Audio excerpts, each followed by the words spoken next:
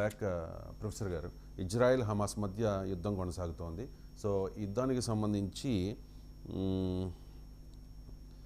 ఇజ్రాయెల్కు భారత్ ఆయుధాలు ఎగుమతి చేయడాన్ని నిషేధించాలనే ఒక పిటిషన్ దాఖలైంది సార్ సుప్రీంకోర్టులో. సో సుప్రీంకోర్టు రియాక్ట్ అయింది.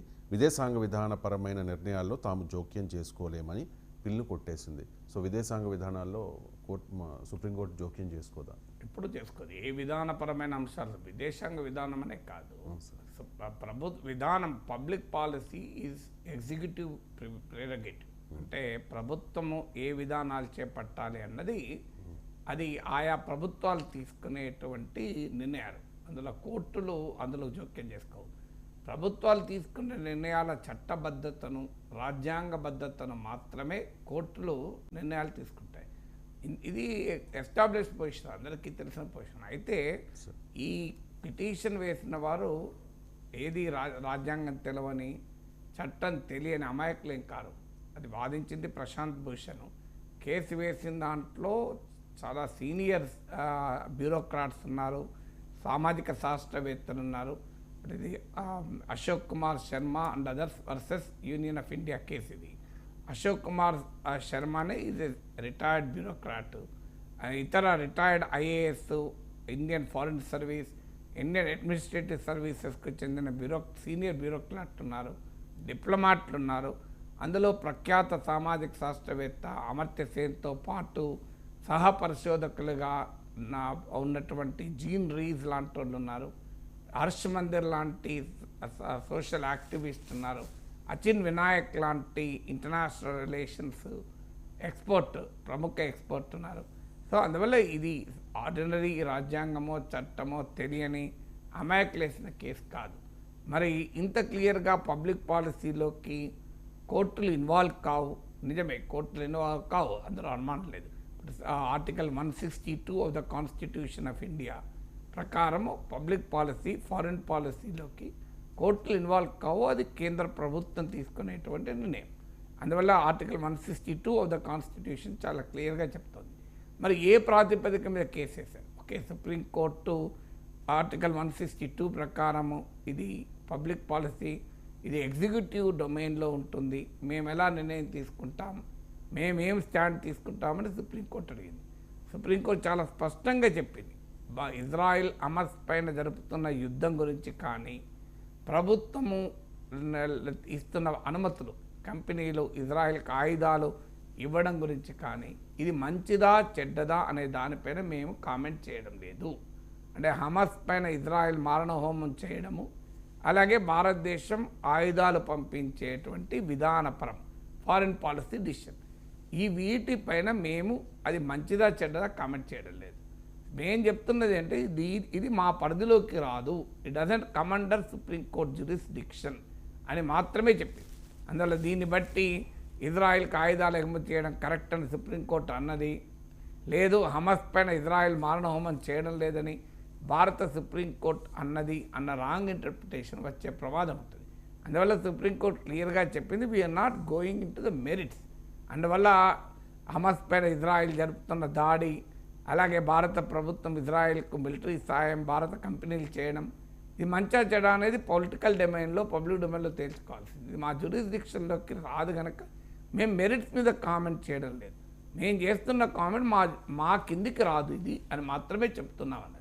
దానికి ఆర్టికల్ 162 ఆఫ్ ద కాన్స్టిట్యూషన్ ఉదాహరిస్తూ సుప్రీంకోర్టు పేర్కొంది. సుప్రీంకోర్టు వాదన ఏంటంటే ఫారిన్ పాలసీ, ఫారిన్ ట్రేడ్ ఇవన్నీ ప్రభుత్వం తీసుకునే నిర్ణయాలు. సుప్రీంకోర్టు కొన్ని ఉదాహరణలు కూడా చెప్పింది. హైపాథెటికల్గా రష్యా నుంచి చమురు దిగుమతి చేసుకోవద్దు, ఎందుకంటే రష్యాకు ఉక్రెయిన్కు వార్ జరుగుతుంది. అంటే ఇప్పుడు ఉక్రెయిన్ ఆరోపిస్తుంది రష్యా నుంచి ఆయిల్ దిగుమతి చేసుకోవడం అంటే ఉక్రెయిన్పై యుద్ధానికి సహకరించడమే, ఉక్రెయిన్పై దాడికి అవసరమైన వనరులు రష్యాకు కల్పించడమే అని ఉక్రెయిన్ అంటోంది, వెస్ట్రన్ కంట్రీస్ అంటున్నాయి. కానీ భారత ప్రభుత్వం రష్యా నుంచి ఆయిల్ దిగుమతి చేసుకుంటూ వచ్చింది. నిన్న సుప్రీంకోర్టు అదే అడిగింది, రష్యా నుంచి ఆయిల్ దిగుమతి చేసుకుంటున్నాం, దీనిపైన మేము మాట్లాడచ్చా? రేపు బంగ్లాదేశ్లో పరిణామాలు జరుగుతున్నాయి, బంగ్లాదేశ్తో ఎంత మేరకు ఎకనామిక్ ఎంగేజ్మెంట్ ఉండవచ్చు అని కోర్టుగా మేము వ్యాఖ్యానించవచ్చా? మాల్దీవ్స్లో చాలా పరిణామాలు జరుగుతున్నాయి, మాల్దీవ్స్లో ఇన్వెస్ట్మెంట్ ఉండాలా వద్దా మేము చెప్పవచ్చా? అందువల్ల ఇది మా కోర్టు పరిధిలోకి ఫారిన్ పాలసీ, ఫారిన్ ట్రేడ్ రాదు.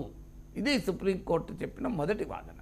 రెండో వాదన ఏంటంటే, ఇప్పుడు ఈ కేసును విచారించాలి అని మేము మొదలు పెడితే ఇజ్రాయెల్ హమాస్ పైన మారణహోమం జరుపుతోంది కనుక, జినోసైడ్ మానవ మారణహోమం జరుపుతోంది కనుక పిటిషనర్లు అన్నది ఏంటంటే భారతదేశం ఆయుధాలు ఇజ్రాయెల్కి ఎగుమతి చేయకూడదు అని. మరి అది మేము దీనిపైన తీర్పు చెప్పాలి అంటే హమాస్ పైన ఇజ్రాయెల్ మానవ మారణహోమం జరుపుతుందా లేదా అని మేము విచారణ జరపాలి. అది మేము ఎలా విచారణ జరుపుతాం? ఇంకో దేశం కదా. వేరే దేశంలోకి వెళ్ళి ఏం జరుగుతుందో కోర్టులు నిర్ణయం తీసుకోగలిగాయా? అక్కడ ఏం జరుగుతుందని కోర్టు విచారణ జరపగలుగుతుందా? ఇది రెండవ క్వశ్చన్ సుప్రీంకోర్టు వేసింది. సుప్రీంకోర్టు వేసిన మూడవ ప్రశ్న ఏంటంటే, జస్టిస్ పర్దీవాలా, ఇది 3 సభ్యుల ధర్మాసనం చీఫ్ జస్టిస్తో పాటు. సో ఒక న్యాయమూర్తి అడిగిన ప్రశ్న ఏంటంటే, ఇప్పటికే ఇజ్రాయెల్కు ఆయుధాల సప్లై చేసేందుకు వివిధ భారతీయ కంపెనీలు అగ్రిమెంట్ చేసుకున్నాయి. 3 కంపెనీలు ఏమో అగ్రిమెంట్ చేసుకున్నాయి. ఒకసారి కోర్టు దీనిపైన నిర్ణయం తీసుకుంటే ఆ భారతీయ కంపెనీలు అనేక చట్టపరమైన ఇబ్బందులు ఎదుర్కోవచ్చు.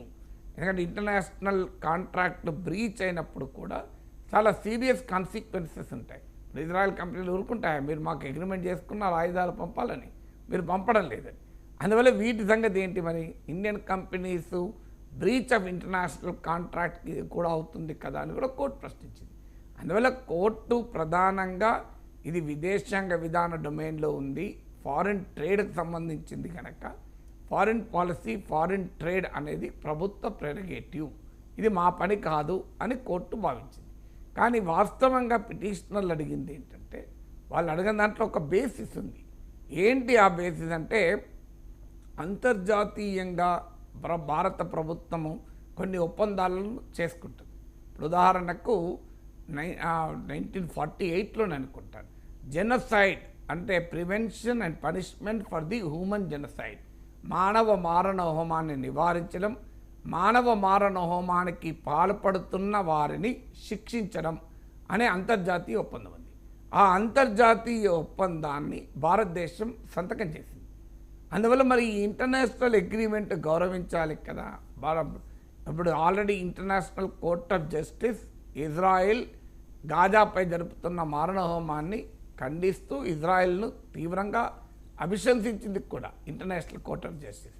అందువల్ల ఇంటర్నేషనల్ కోర్ట్ ఆఫ్ జస్టిస్ క్లియర్గా చెప్పాక ఒక అగ్రిమెంటు భారతదేశం human genocide prevention and punishment ఒప్పందంలో భాగమైంది కనుక భారత రాజ్యాంగంలోని ఆర్టికల్ 51C ఏం చెప్తుందంటే, fostering international law and international treaties అని చెప్తుంది. అంటే ప్రభుత్వం పైన బాధ్యత ఉంటుంది కదా, ఈ అంతర్జాతీయ చట్టాలు అమలయ్యేలా చూడడము, అంతర్జాతీయ ఒప్పందాలను భారతదేశం అంగీకరించినప్పుడు వాటిని ఫాలో కావడం రాజ్యాంగంలోని 51C ప్రకారం fostering international law and treaties అనేది ప్రభుత్వ బాధ్యత అనేది పిటిషనర్ల వాదన. అందువల్ల ఇంటర్నేషనల్ ఇది వేరే దేశానికి సంబంధించిందంటే భారతదేశం human genocide prevention and punishment ఒప్పందంలో భాగం. అందువల్ల ఎప్పుడైనా ఫారిన్ పాలసీ కూడా మన రాజ్యాంగానికి భిన్నంగా, మన చట్టాలకు భిన్నంగా ఎలా ఉంటుంది అన్నది పిటిషనర్ల వాదన. పిటిషనర్ల తరఫున ప్రశాంత్ భూషణ్ సుప్రీంకోర్టులో వినిపించిన వాదనది. The foreign policy should also be read into the constitution and law of the country.